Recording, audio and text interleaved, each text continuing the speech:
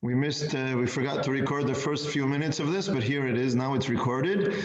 And we asked the question of the clash or seeming clash between the idea of the ideal of equality and opposing racism, and the idea of the chosen people. And a few people have raised ideas about why these two don't contradict, in the sense that we are not chosen in a way that other people can't choose to do the things that we believe in. We'd like to lead the world in a certain direction, or allow others to join and to strive for the same noble behaviors and ideals. And at the same time, Leslie was saying, but we don't always live up to what we're supposed to lead. And I'm asking Leslie, does that tell you something about what it means to be the chosen people? Yeah, it means that we've got a very hard job to do. We somehow, I don't know whether it's our arrogance or what, but we seem to go at levels and do really quite well, and then we seem to completely mess it all up. You look at the corona example that we led with the vaccinations. You know, I listen to Radio 4, the BBC constantly, and they're always dissing Israel for this, that, and the other. And we're sort of like way up there with the gods at the moment because of what we're doing with the vaccine. And then 2 minutes later, you know, they look at something else like what's going on the West Bank, and the EU are now up in arms and saying that we shouldn't be trying to regain some land or to push the Arabs off. You know, we can't win. And we really can't win. And you know, we don't help ourselves because we don't actually, you know, because we've all been vaccinated, or a high percentage has been vaccinated, people think, it's all over. We don't have to worry about it anymore. That's not the example that we should be leading. You also raised an interesting question here, which I will refrain from beginning with this, but I wrote it down for later on, thinking of the interesting relationship and what kind of connection is there between the idea of the chosen people and anti-Semitism and Israel being treated unfairly. I mean, you know, relevant and fair criticism is okay. But obviously, a lot of what we get from the world is not reasonable and fair criticism. I think we all agree on that. So you know, why chosen people? Why are we so mistreated sometimes by parts of the world? I wonder if there's any connection there. Again, we won't start off with that, but we wrote it down to look into later on. Thank you. Rabbi? Yes, Michael. Yes. Yeah, I'd like to share. I get on these lists or something. I have I think it's like some Israel video list, Avi Abelo. I don't know if you've heard of it. So I got the other day, there was this Black woman, I think Afro-American woman, I assume, that was talking about, she was criticizing Black Lives Matter, and she was saying that Blacks make excuses for bad behavior. Now, I wouldn't say this, but you know, she said it, so it's not my. And then she compared with other groups, and she mentioned different minorities, and she mentioned Jews, and she says that Jews don't apologize for bad behavior. They don't try to hide behind their faults. Now, again, I don't know if that's 100% true, but that was her perception. So I think sometimes you can phrase chosenness perhaps as what it's not. Sometimes maybe it's not superiority. It's rather, or it should be, self-critique and self-appraisal and self-reflection about what our mission is and what you know. I don't know if I'm not sure if that was the message she was saying in the video, but it was very interesting that as an outsider perceives Jews. It's food for thought for us to try and understand what our chosenness means to ourselves. How do we perceive and what do we make of our chosenness? Certainly gives us food for thought. Okay, thank you everyone. I'd like to start off by saying that there are I can identify two kinds of difficulties. One of them is kind of philosophical,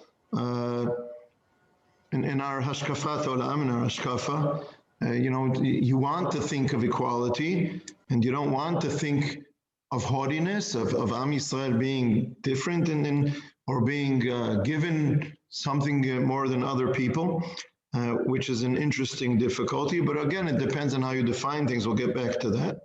Another difficulty is when it's practical.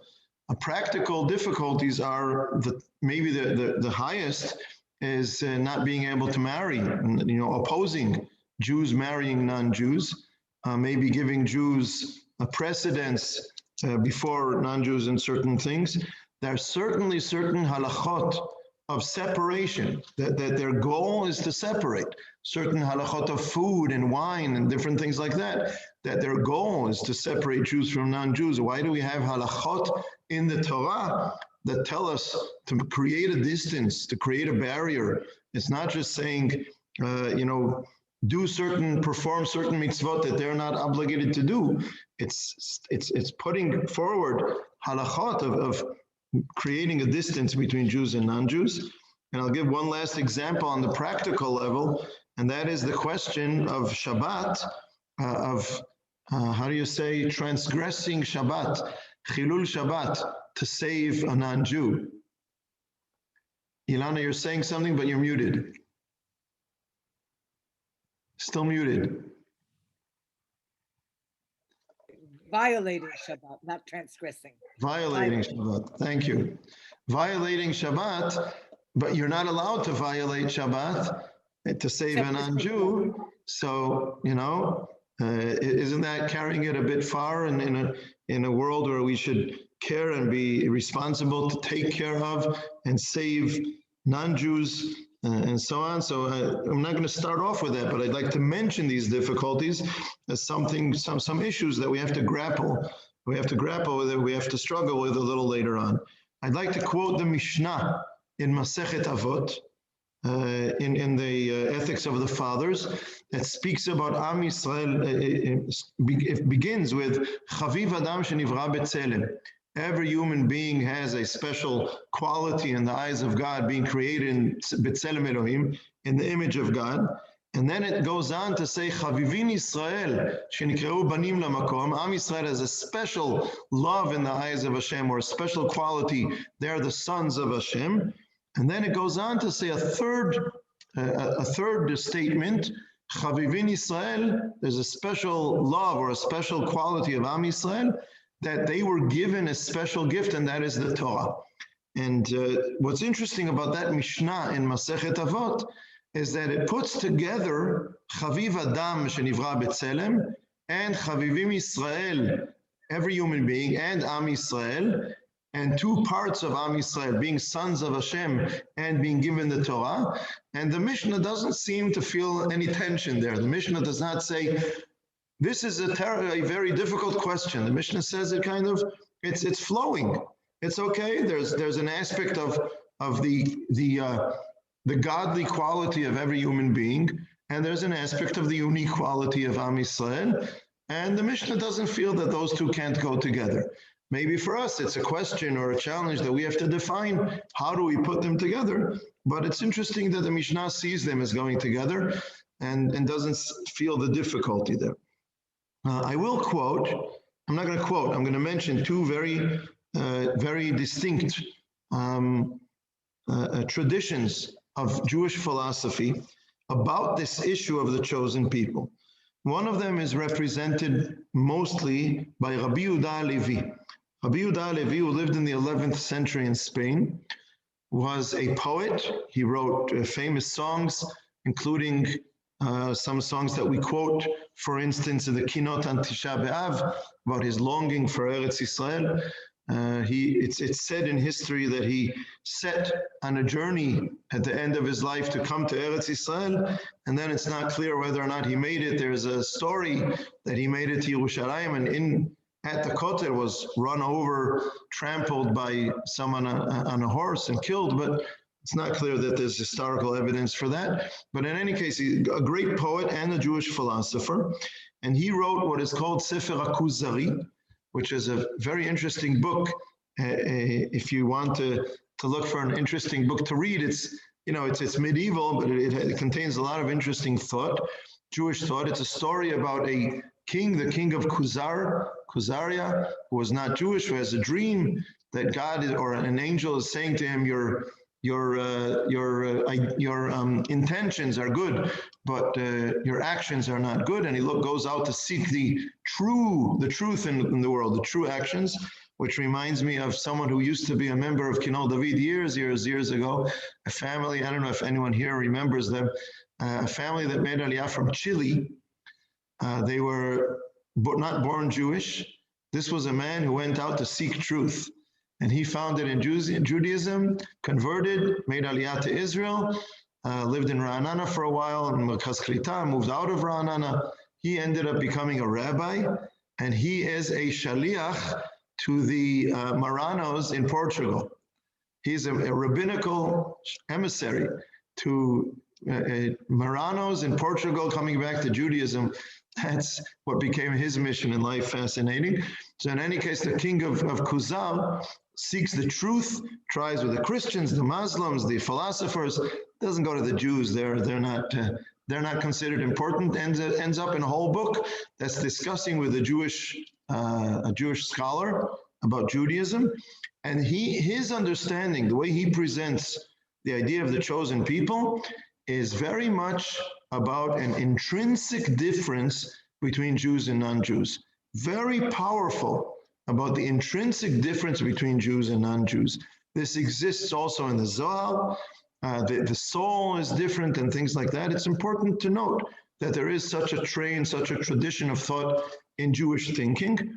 There are certain social circles or religious circles, certain yeshivot, that this is what they teach about what we call in Hebrew ha'am ha'nivchar, about Jews, so much so that they don't even know that this is not the Torah, this is an understanding of the Torah. And when I meet them and tell them there's a different approach, I'm going to mention the second approach in a moment, they kind of open, big wide eyes. What? Not everybody agrees on that. If a child is raised in a family that believes in this, goes to yeshiva, that this is what they teach and so on, and they're never taught that there's another way of understanding this. It creates certain attitudes and certain things, but this is an attitude that is very strong. It's not a minor tradition of thought in the history of Jewish thought, of Jewish philosophy. The opposite, the other side of that, is some say that the Maharal from Prague, and some say that Rav Kook is a continuation of that. We'll discuss Rav Kook at some point. The other side of this, these two very traditions of Jewish philosophy about what the chosen people means is Maimonides, is the Rambam. Nowhere in the Rambam wrote extensively philosophy and halakha. Nowhere in the Rambam will you find that kind of idea. There is nowhere in the Rambam, in all of Maimonides' writings, that you will find any such idea about an intrinsic difference, a different soul. Jews have a different soul than non-Jews. Rambam is very much a rationalist, and he doesn't see, how can I rationally explain different people have different souls? I'm not sure that I agree that that you can't explain it rationally, but in any case, that's the Rambam. He does not say anywhere explicitly that he rejects this idea, but nowhere in all of his writings does he mention or does he present this idea. And what the Rambam does say, and seems to be his opinion, and scholars who study the Rambam, this is how they understand the Rambam, is that the Torah educates Am Yisrael. It's not that there's an intrinsic difference in the soul of Jews and non-Jews.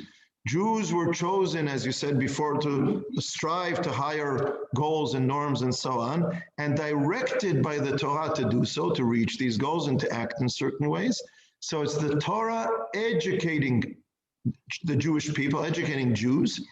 I would say that after thousands of years of education and tradition, on the one hand, it doesn't promise anything. Like you said before, Leslie, you can be born Jewish and educated by the Torah and having in a family that's been educated by the Torah for forever and lose it all and not listen to what the Torah, like the prophets say all through Tanakh. You can be You can be misusing it and misinterpreting it and forgetting it and putting it aside and not living by it. So it doesn't. It's not it's not an insurance that you're a Jew who's acting properly, but it does have influence. I would say historically, it does have influence on Am Yisrael. Being born Jewish, it means that you're in a society that relates to these issues, that discusses these things, that talks about these things, that has it embedded in some, not in, I don't mean in a physical or intrinsic DNA,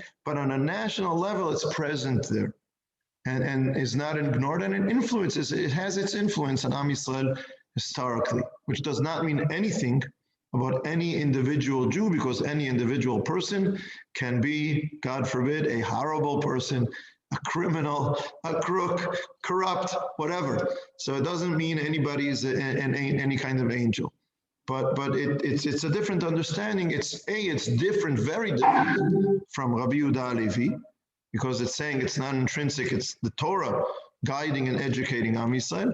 On the other hand, I'm saying there's another side of the coin, that it has influenced Am Yisrael throughout history. Going back to the first side of the coin, of course, doesn't mean anything in advance about any given individual Jew or Jewish community or Jewish group and so on. So these are two very distinct kind of parallel lines of tradition, of Jewish philosophy about this issue of the chosen nation and so on.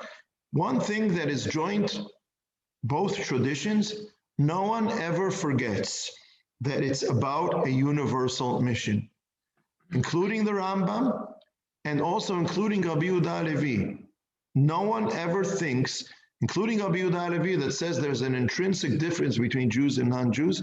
No one ever forgets that it's about an international, universal, and moral and humanitarian mission. Not only humanitarian, it's also religion and belief in God and so on, but it's an international, universal mission. And I meet different kinds of people that I sometimes agree or disagree with. Some of them are wonderful people who very strongly remember this universal mission, and yet we disagree on a lot of different things about how to understand this idea of the chosen people. And then there are some people, I hope they're a small minority, they do include at least some tens of thousands.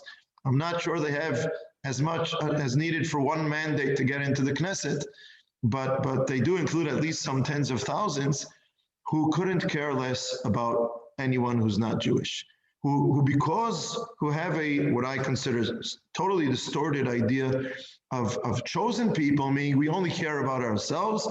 We love Jews, we care about Jews, and if you're not Jewish, either we hate you or we don't care about you. There are people like that. I don't think that they are an authentic expression of religion or of Jewish philosophy throughout the ages. We will have other arguments, but I don't think that position of hating other people or being indifferent to other people and their pains and their suffering, I don't think that is truly an idea which is part of the tradition of Jewish thought and Jewish philosophy. Before I continue, I've been talking for like 10 minutes straight now, so I want to stop and ask if anyone wants to react to this short presentation of two parallel avenues of Jewish philosophy, of tradition of Jewish philosophy, Jewish thought about this issue of the chosen people. If anyone wants to react, please go ahead. Yeah, hi, it's Don. I think one thing I'd like to say, and it's similar to something I said in the previous subtopic, where you started off by saying, you mentioned three things, I'm only going to mention two of them, which is that we have the Torah, and it was given to the Jews, okay? So which means it wasn't given to anyone else. But again, that can be interpreted as, we have a Brit, we've made a commitment as a people to follow the Torah. It doesn't mean no one else is allowed to see the Torah. It doesn't mean no one else is allowed to try to emulate the principles in the Torah. And in fact, at least in Western world or Western religions or Abrahamic religions, you've got the same 10 commandments, the same basic, what the Christians would call the Old Testament. It hasn't disappeared. They aren't barred from studying it or or picking up good ideas from it. So I think that it's again, it's not about we have it and you can't have it. It's about we have it and so we are bound by it. You can have it and you can use whatever part of it you think is going to enrich your life or society.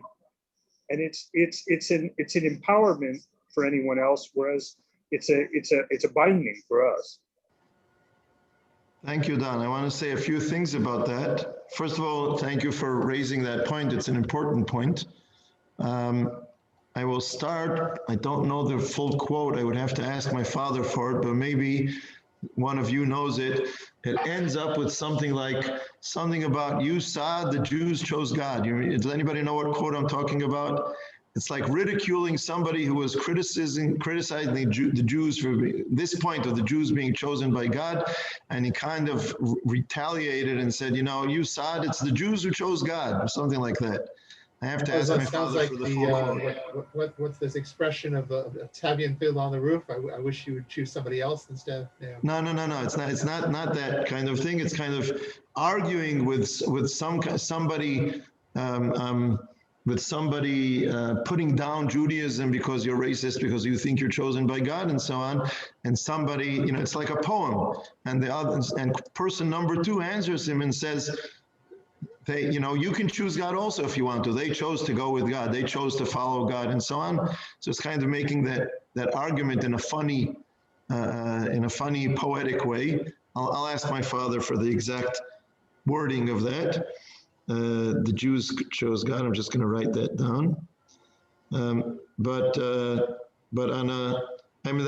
that is on a very serious level. But I had to find the words. But on another level, I would say. It is a serious question. You do have the midrashim. I think the midrashim which are based on a pasuk in the Torah, the midrashim about Hashem going to different nations and offering them the Torah, and they don't take it. I don't think that we should think of these midrashim as historical events, but they are dealing with this question. Like saying other people, you can choose it, but you choose to be murderous, you choose to be adulterous, and so on. And so you chose to reject what the Torah is saying. You have had the opportunity for thousands of years to hear what the Bible has to say, and you're rejecting it. So, don't complain. There always is the option to come and join. There also is, there is a lot of discussion of this issue, Don, including what I said before by Rabbi Yehuda Halevi and that tradition of Jewish thought. Dealing with this question and saying that Am Yisrael has to pull up all the nations and so on. So we're given the Torah so that we can be stronger and pull everyone else up and so on, dealing with this question. There's also a source that says that the Har Sinai, there's a Gemara that discusses why was Har Sinai called Sinai. And one of the explanations is Shemisham Yarda Sinah Leumot HaOlam.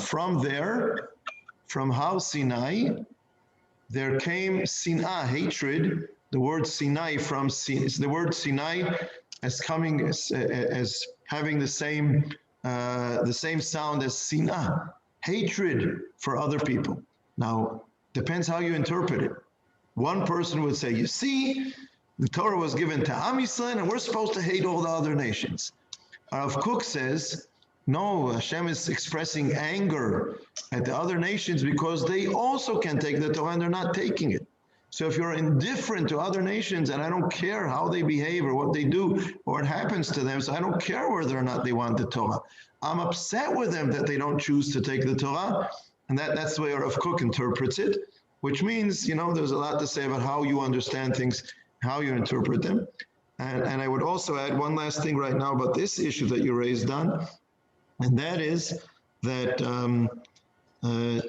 people sometimes ask me, and I've mentioned this in the past, why shouldn't Am Yisrael just be like a special unit? In Israel with Tzahal, so the term Sayeret is a very well-known social term. People are familiar with it. Be one of the special units in the army. Why can't Am Yisrael be a special unit in the sense that to be a soldier, you are required by the state to join the army, but no one is forced to be in a special unit. Special unit is only if you choose to go there. So why not make Am Yisrael a special unit? Those who want to can choose it. And I think I'm not always proud of this answer, but I think it's true. Go around, ask yourself, look in the mirror, ask your friends and family. You know, please don't answer my question, but just ask it in your own mind. How many would join this special unit if we were given the choice? If we were offered at bar or bat mitzvah or some other point in life, you have the option of joining this unit, how many of us would have joined? So I think it can't be just based on voluntary joining the unit. It has to be someone is bound by this mission, and others are given the option to join. So in that sense, it's more abiding than giving us rights that other people don't have. So, Rabbi, you mentioned or you alluded to the universal mission of being Jewish. What I mean, that also has implications for in terms of, and also these two philosophies have implications for how we approach conversion, how we approach other Gentiles who approach us, how to deal with them. I mean, how far reaches the universal mission? I remember hearing Rabbi Riskin years ago talk about, well, if we think the Jewish mission or the Jewish goals are right for us, then they should be right for everybody else. I mean, he didn't get into the details of that, but I mean, do we, or do we take a Chabad approach? If you do the Shabbat mitzvot nemenach, we should campaign on that, and if that would be enough, or do we want, or is our goal to? I mean, how far reaching is it? Okay, good question. Thank you. I wrote it down. I'll say something now, but maybe I'll think about it more also for next time. But certainly, if I try to take the main points of what you're saying, one question is what is our aspiration? Do we aspire to reach a day when all nations will choose to be abided by the Torah, that will convert and so on? Or do we choose to influence the nations that they should keep the 7 mitzvot b'nei Noach, which include belief in God and include being moral, not murdering, not stealing, and that kind of thing. So-called ethical monotheism, basically. Okay, ethical monotheism, good. And there's a certain tension between saying that we are chosen and there's a universal mission. So if you say that the universal goal is not that everyone has to keep the Torah, then that kind of puts a little sense into it. We are abided by 613 mitzvot, so that we will create a certain elite unit that will at least bring everyone else to keep the 7 mitzvot. I can see that, but why not include others in our mitzvot?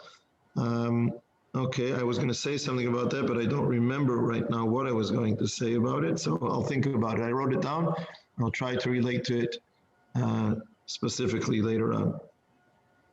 Excuse me, when you say why don't the others commit to the 613? They've never made that commitment. It's not that they can't. That's the difference between a commitment and an opportunity. Yeah, well, but I would say there's still a tension here. There's still a certain sense of something unfair in the sense that I love my children, and I give them free choice. I don't give them free choice. They were given free choice when they were born, but I don't fight against their freedom of choice. But I really would like to see them keeping mitzvot, because I believe that it's good, and it makes, if you care about it, and you're not just doing it externally, then it does make you a better person, and it deepens your spirituality and all kinds of other things. So Of course, I'm not expected to care as much and to do as much for every person in the world as I do for my children. But if I care about other people, why don't I try to get them to perform mitzvot as well? And in that sense, I would say, yes, this. I see where I'm going, Michael, in answer to your question as well. I'll get to it in some of these sources that we'll discuss a little later on. Some of the sources we discuss will relate to that. What is the relationship between Am Yisrael abided by 613 mitzvot and the rest of the world not? Why do we have that difference? We'll relate to that with some of the sources that we discuss later on. Okay. I want to mention one other point. Yes, Mark. I'd like to comment. Nobody's commented about the cultural aspect that you noted. You said that one source has it that there's a genetic difference, an intrinsic difference. I take it that intrinsic means genetic. Intrinsic spiritually. I don't think it's a racial thing. It's not a physical, racial Good. I'm difference. glad. It's a spiritual. There's a different spiritual DNA. I'm glad to hear that. On the other hand, every national group has its own national story and its own national culture, and people characterize, people jump to make general statements about, well, this person is from America, so they must be, oh no, excuse me, this person is from Canada, so that person must be polite because Canadians are really polite. I disagree emphatically, and I'm a very good example of that. But different national groups have their own cultures. I mean, that's natural, and most nations of the world, unlike us, have been around for a few hundred years. We've been around for like a long time, and so it's pretty ingrained, I guess. Chicken soup and stuff like that. Filter fish. First of all, Mark, you have much more experience with Canadians than I do. With the little experience that I had some years ago in the Rockies, they were very polite, extremely polite. I always tell people the story where there was an intersection with 4 stop signs from all directions, and 4 cars came and stopped at the stop sign, and they were all sitting there waiting for somebody to be first and move on. And also walking on the sidewalk, and you get in the way of someone and he has to kind of move aside so that you can pass by, and he apologizes, says to you, I'm sorry. So yes, that was the Canadians that we met in the Rockies the week that we were there.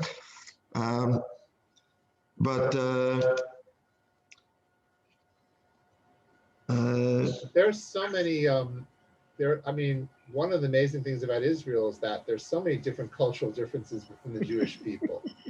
I mean, interesting. It's a melting pot. There are certain bottom line religious identities that we can all, I think, or many of us can identify with, but there are so many different cultural, and it's not just food. I mean, it's manners and style and just very it's interesting. It might be an ideal for Am Yisrael to be connected, to have a lot of different qualities. I mean, this is something Rav Kook writes about.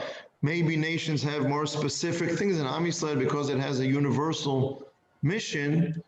It's good that we have this kind of mix of all kinds of things, even though Galut wasn't the original idea of Am Yisrael, being spread out in different Galuyot, but still maybe create something that we can connect with different nations. It certainly doesn't mean, going back to the Canadians, it certainly doesn't mean that we're inevitably best at everything and we can't learn from other people. It's good that we can learn from other people. We shouldn't only think that we have what to teach others. It's a two-way road. We can, and even believing in a chosen people that has a mission and has a values, very important values to teach the world, doesn't mean that we know everything best and we do everything best and we can't learn from others. So it's good to look at the points where we can also learn from others, and certain things that are ingrained throughout history. Yes, I do think that has had its influence to a certain extent. I want to mention, look at the Tanakh. The Tanakh is almost not 100%, but 90-something% about the story of Am Yisrael.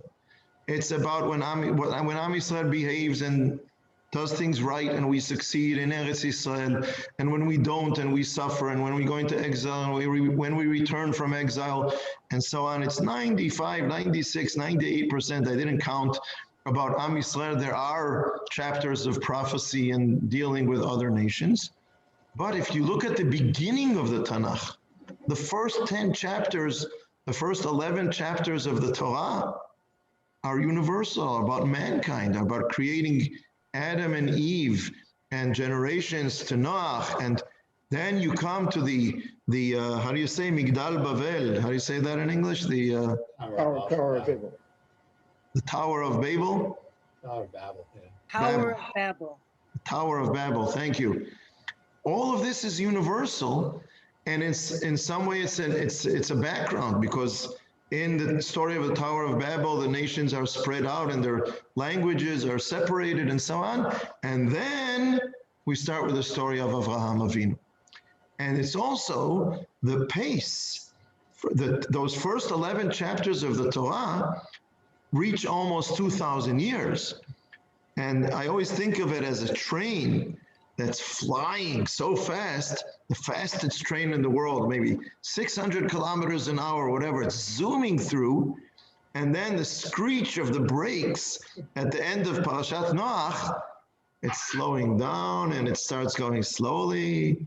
2 parshas for Avraham and Sarah, 2 parshas for Yitzchak and Rivka, and so on. So it's a very interesting thing to notice. And I think what it's telling us is that, yes, the Tanakh is going to be about Am Yisrael, but Am Yisrael is about humanity, about mankind, about the world. So it kind of creates a certain, putting these two thoughts together about, yes, the importance of Am Yisrael in history, yes, the importance of the mission that Am Yisrael is given as a nation, but at the same time, never forgetting that the basis of it all is universal, is about the world. It's not about, oh, the world is, we don't care, or the world is bad. Let's close ourselves off within our own small circle of our nation. It's always about the world that Hashem created.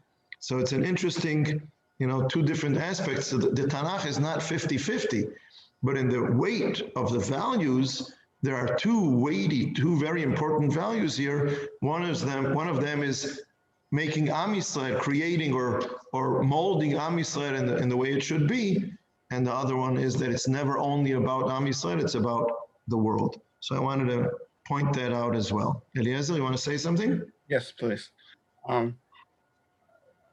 think it should be mentioned that you talked about anti-Semitism at the beginning.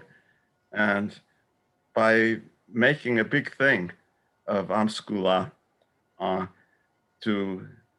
that can easily lead to anti-Semitism. And that's hinted in the Torah, like when a parent favors a child, even if the child is more gifted, that leads to hatred. And sometimes it's better not to favor the child. You said that, in fact, you were relating to your children. I'm sure you wouldn't want to make the other children think that one child is loved more than the others. And one can go on with that. I mean, but it's mentioned several times in the Torah in sort of fleeting ways. Interesting, Eliezer. I'd like to, on the one hand, Didn't stop Yaakov. and again, I wrote it down. I intend to relate to it later on. I'm sorry, Ilana, you want to say something? Didn't stop Yaakov. Okay. That's what I was. That's what he was saying. Yeah. You have to learn from that mistake. Maybe that's because when we talk about a human parent, there, as fair as we try to be, there are limitations on how humans can interact with their children. And God has a different way of interacting with, at least you believe that. So I mean, that may have something to do with it. I'd like also to say that I'd like to point to two sides of this issue that you're raising and that you're reacting to, Michael. Eliezer is raising and Michael you're reacting to, and that is on the one hand, it can lead to anti-Semitism. On the other hand, do I want to not lead to anti-Semitism by ignoring or trying to deny that the Torah is saying it? You know, if the truth is that I wrote, going back to the parable of the children, if the truth is that I wrote letters of praise about one of my children and not the others, but I hide it from the other children so that they won't know that this is what I really feel, and then it's going to come out and it's not going to work. So I can try to hide it, but that's not going to work either. So I'm saying about Hashem and Israel and the other nations, if we how do you say, I'm missing some words in English here. If we walk around, you know, being haughty about it, we're the chosen nation. We walk around the world, you know, putting up these flags and being arrogant about it, then I agree it will create anti-Semitism and we shouldn't do that. But if it's there and we try to hide it, that's not going to work either. So I think we have to find something deeper than just trying to put it aside and make believe that it doesn't exist so it doesn't cause anti-Semitism. I think we have to deal with it deeply to understand how we can bring it out in a proper way so it does good in the world and does not create anti-Semitism, but without hiding it, so to speak. Okay. Can I say something? Yes, of course. A bit controversial. How can we're talking about anti-Semitism, but what about our own anti-ourselves? Can we really say that we're Am Yisrael? Aren't we Amei Yisrael? You've only got to look what happened this week with the conversion and the rabbi that called this poor woman who's converted a shiksa. I mean, that separates it's a separation before we've even started of worrying about the outsiders. We're killing ourselves with separating ourselves. It's very painful, but that's not Judaism. That's Jews. It's not Judaism, but you tell that to the sect, and they are like a sect. Well, they say that I'm not Judaism, so okay, we're equal. But you don't make the newspapers. You don't get the publicity. Okay, Well, they do. I don't want to get that kind of publicity by doing negative things, but okay.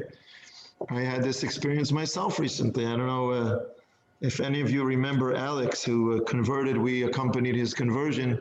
He's been in America for a while now, in Russia with his family, and he went to some yeshiva there, and they wouldn't give him an aliyah because they don't recognize the conversions of the Israeli rabbinate.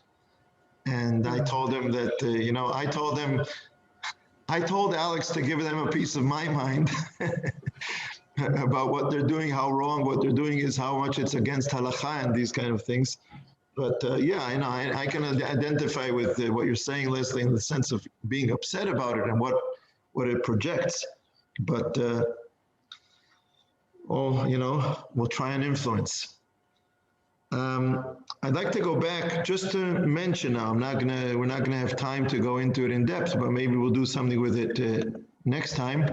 But I'd like to remind you of, I have here, of this chart that we've shown in the past, you know, of taking a certain value, understanding what's its basis in the Torah, how we apply it positively, what are its limits, and how do we apply it negatively.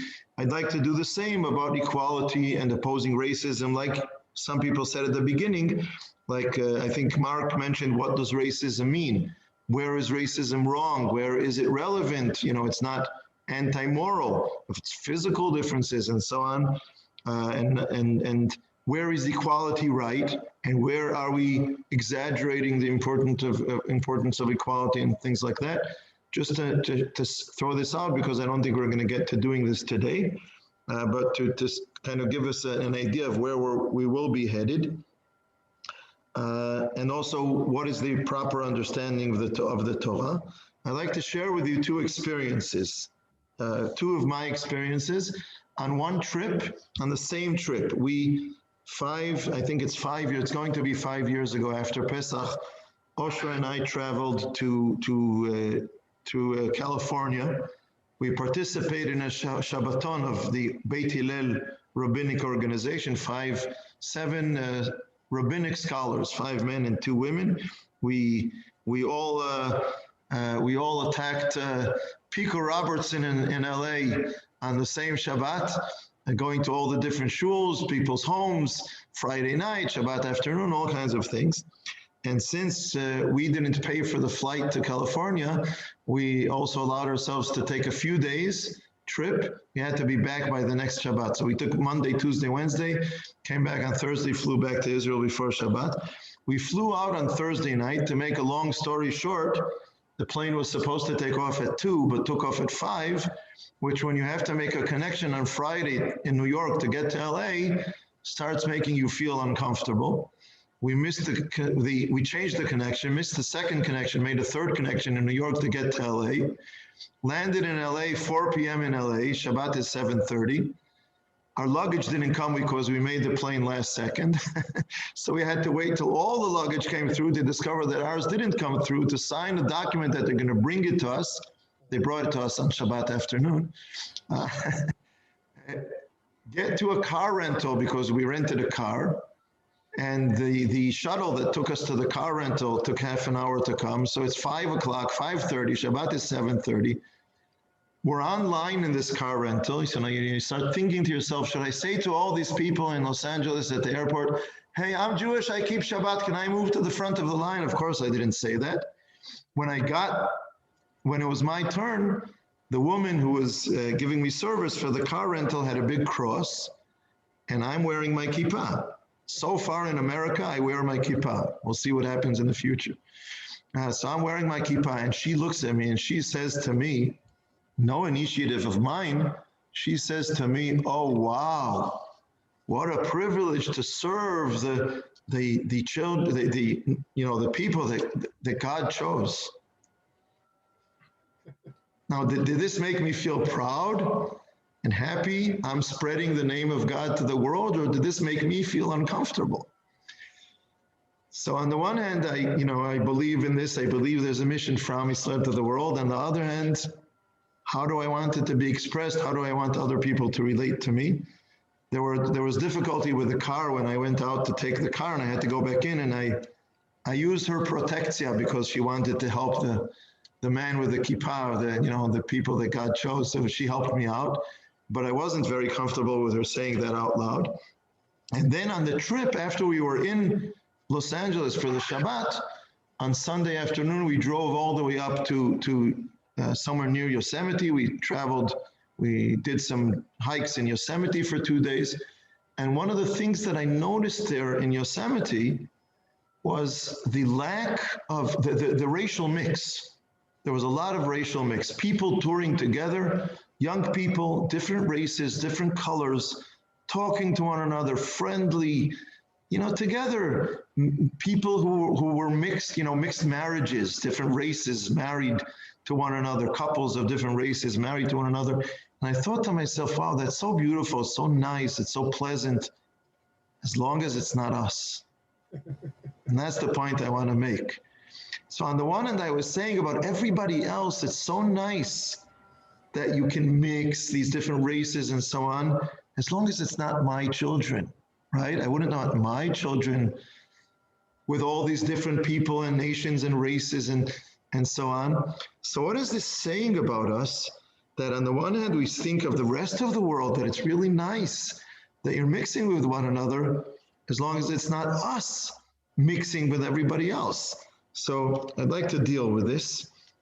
And again, I'd like to express in another form how we put the two different things together. It was, do you remember Bug 2000? Is that what you called it in English? In Hebrew, it was called Bag Alpine, right? It was the end of 1999. It was the end of the second millennia, you call it? The beginning of the moving from the 20th century to the 21st century. All of us here are old enough to remember that, right? So it was a Friday night, and there was a scare, there was a fear that the computers are not gonna function on that, moving from 1999 to 2000, and we'd wake up on Shabbat morning and nothing was functioning. And, I remember getting up Shabbat morning, looking to see if the lights were still working and the world was still standing, and it was still standing. But we would give talks in Bnei Akiva on Friday nights. And we used this opportunity to give a talk in Bnei Akiva about Jewish particularism and Jewish universality. We're part of this bug 2000. We're part of the world. We're separate. We're Jewish. People were celebrating New Year's on Friday night, the New Year's parties on Friday night. And we are religious Jews, and we don't make parties with music, with all these things on Friday night. So here we are with a group of teenagers in Bnei Akiva on the night that the world is celebrating moving from the 20th century to the 21st century. And what we did, Oshra and I, we took two different positions. One of us quoted a lot of sources about Jewish uniqueness and being separate from the rest of the world. And the other one quoted a bunch of sources about Judaism and universalism and universal mission and so on. And we kind of put them on a piece of paper. On the left was one, on the right was the other. And on the bottom was putting all three together, putting the two together, sources about how you have to put the two together. And we kind of made a puzzle out of it. We put it all on one page, made photocopies of the page, and then we cut the page into three parts. The left part was Oshra's message, or one of ours message about separatism. The right side was the other message about being universal. And the third part of the puzzle was kind of putting the two together. And this was our message on that Friday night, that there are these two aspects and we have to put the two together. So it's 9 o'clock, and I'm not going to continue this tonight, but I am kind of giving an idea of where we're going to go 2 weeks from now. And I'd like to start discussing with sources about, yes, how do we put the two together? What does it mean? What is the meaning of the fact that we have these two different aspects, and how are we going to put them together? How are we going to make this, mold these two different vectors of energy into something that works in harmony? That will be our mission for 2 weeks from now. And also a little bit about this sense of that experience at the car rental about, should I feel proud or should I feel embarrassed? Should I feel comfortable about being part of the chosen people? Or should I feel uncomfortable with someone saying to me, oh, wow, you're the chosen? So we're going to discuss these different things in 2 weeks. And I'd like to ask if anyone has, I asked Ilana today, I thought maybe Ilana would have it, but she apparently doesn't. This is a book in Hebrew by a man named David Zeller. And it's a translation into Hebrew of a book that he wrote. In English, it's called The Soul of the Story. I don't know if you can see it. The Soul of the Story. Here, The Soul of the Story. So I want to quote next week a certain story from the book. I have it in Hebrew. I want to be able to quote it for you in English. I can translate it as I go along, or the original is in English. The Hebrew is a translation. So if anybody happens to have the book or happens to bump into the book or knows someone who has the book, I'll try and look around to find it for 2 weeks from now. Doesn't he have, David Zeller have some relationship with Shlomo or something? He was a close Talmud. Absolutely. Okay. Do you know Devorah Feinblum? She might have it. I don't know her. She lives in Ra'anana? I'm not sure if she does anymore. I'll ask around this week. Okay, thank you. Yes, The Soul of the Story. That's right, Don. Yeah. It's online. The book is online, or you can buy it online. You have to buy it. Right. I went and checked all of Google. There's nowhere to find it online. That was my first thought. Okay. So if any one of you has a friend, we can look in the secondhand bookshop tomorrow. I kind of doubt that you'll find it there, but maybe. But if anyone finds a friend who has it and can borrow it for our session 2 weeks from now, I will be happy to quote the story in English. If not, it's not the end of the world. I can I can do my own translation of the story. Okay. Thank you, everyone. We continue this topic 2 weeks from now. I look so. All right. Thank Thank you very much. That's wonderful. I will hang on. Okay. Thank you. Lovely to see everyone. Be well.